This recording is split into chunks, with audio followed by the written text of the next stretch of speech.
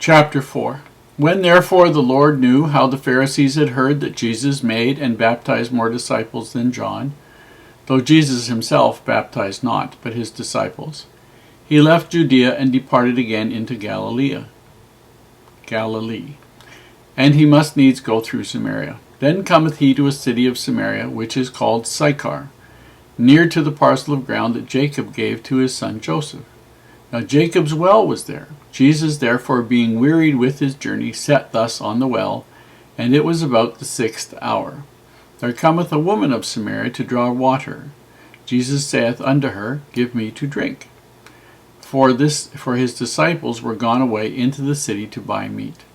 Then saith the woman of Samaria unto him, How is it that thou, being a Jew, askest drink of me, which am a woman of Samaria? For the Jews have no dealings with the Samaritans. Jesus answered and said unto her, If thou knewest the gift of God, and who it is that saith to thee, Give me to drink, thou wouldst have asked of him, and he would have given thee living water. The woman saith unto him, Sir, thou hast nothing to draw with, and the well is deep. From whence then hast thou that living water? Art thou greater than our father Jacob, which gave us the well, and drank thereof himself, and his children, and his cattle? Jesus answered and said unto her, Whosoever drinketh of this water shall thirst again. But whosoever drinketh of the water that I shall give him shall never thirst, but the water that I shall give him shall be in him a well of water springing up into everlasting life. The woman saith unto him, Sir, give me this water, that I thirst not, neither come hither to draw. Jesus saith unto her, Go, call thy husband, and come hither. The woman answered and said, I have no husband. Jesus said unto her, Thou hast well said, I have no husband. For thou hast had 5 husbands, and he whom thou now hast is not thy husband. In that saidst thou truly. The woman saith unto him, Sir, I perceive thou art a prophet. Our fathers worshipped in this mountain, and ye say that in Jerusalem is the place where men ought to worship. Jesus saith unto her, Woman, believe me, the hour cometh when ye shall neither in this mountain nor yet at Jerusalem worship the Father. Ye worship ye know not what. We know what we worship, for salvation is of the Jews.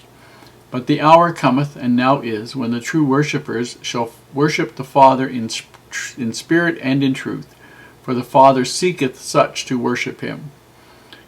God is a spirit, and they that worship him must worship him in spirit and in truth. The woman saith unto him, I know that Messiah cometh, which is called Christ. When he is come, he will tell us all things. Jesus saith unto her, I that speak unto thee am he. And upon this came his disciples, and marveled that he talked with the woman. Yet no man said, What seekest thou, or why talkest thou with her? The woman then left her water pot, and went her way into the city, and saith to the men, Come see a man which told me all things that ever I did. Is not this the Christ? Then they went out of the city and came unto him. In the meanwhile his disciples prayed him, saying, Master, eat. But he said unto them, I have meat to eat that ye know not of. Therefore said the disciples one to another, Hath any man brought him aught to eat? Jesus saith unto them, My meat is to do the will of him that sent me, and to finish his work. Say not ye, There are yet 4 months, and then cometh harvest? Behold, I say unto you, Lift up your eyes, and look on the fields, for they are white already to harvest. And he that receiveth wages gathereth fruit unto life eternal, that both he that soweth and he that reapeth may rejoice together. And herein is that saying true, One soweth and another reapeth. I sent you to reap that whereon ye bestowed no labor. Other men labored, and ye are entered into their labors. And many of the Samaritans of that city believed on him for the saying of the woman, which testified, He told me all things that ever I did. So when the Samaritans were come unto him, they besought him that he would tarry with them. And he abode there 2 days. And many more believed because of his own word. And said unto the woman, Now we believe, not because of thy saying, for we have heard him ourselves, and know that this is indeed the Christ, the Savior of the world. Now after 2 days he departed thence, and went into Galilee.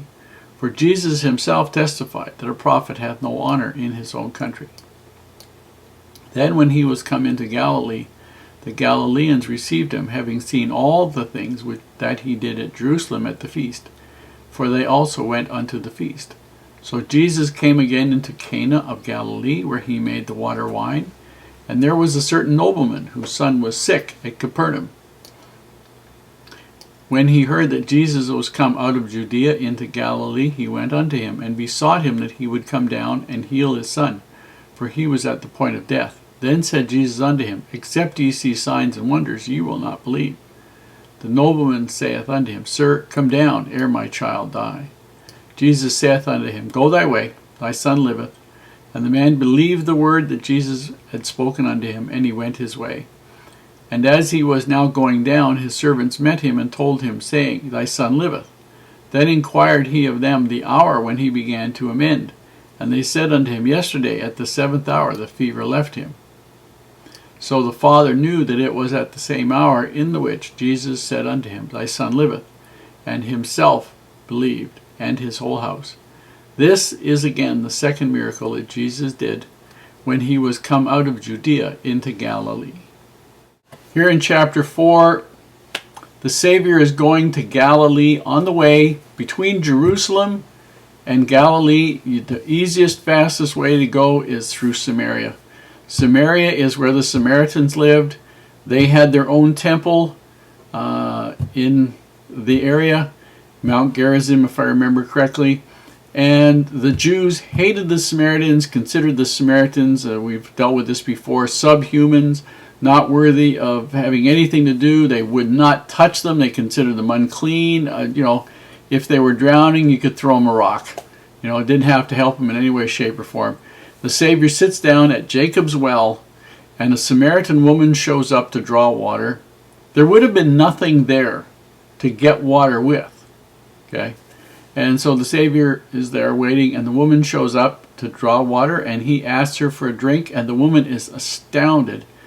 Why would she said, would you, a Jew, talk to me, a woman of Samaria? And they have a little back and forth, and the Savior, again, this is the wordplay that the Hebrew people just seem to love. He talks about a well of living water. She has to come probably several times a day to get water for her household. All the women have to. And the idea of actually having a well of living water within you so you didn't have to come down to the well every day would be an absolutely fabulous idea.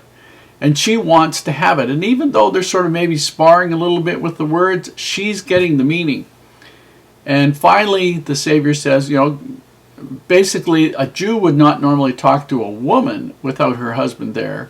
And he says, go get your husband. Now, she basically says, I don't have any. And the Savior said, I knew that. You've had 5 husbands. The man you're living with now is not your husband. Thou hast truly said. He tested her, and she was absolutely honest. At that, and then she mentions that she knows the Christ is coming, and that when he comes, he will tell everybody everything. And then he says to her, I that speak unto thee am he. He declares himself to be the Christ to this woman of Samaria. Just at that point, the disciples show up. They've been in town to get some food. They come back, and nobody's, they see him talking to this woman, but, they don't want to second guess the Savior. The woman leaves. She goes into town, and she starts telling everybody, this man is the Christ. He's told me everything that I ever did. Come and see him. And people start to get interested to come and see.